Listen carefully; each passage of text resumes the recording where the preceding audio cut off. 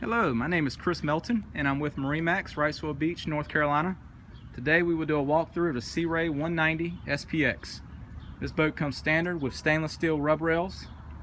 This boat has the optional red graphics, nice swim platform, 4-step ladder. This boat is powered by a Mercury 150 4-stroke engine. The upholstery is colored white and charcoal. You'll notice a nice sun lounger.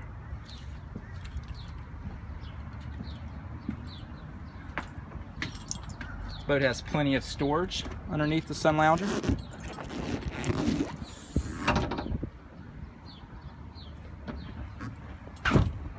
You'll notice stainless steel grab rails. Additional storage with cooler. In the cockpit area, you'll notice flip-up bolsters, analog gauges,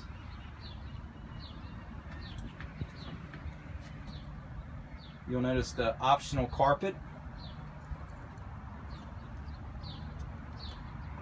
bow cup holders, and grab rails.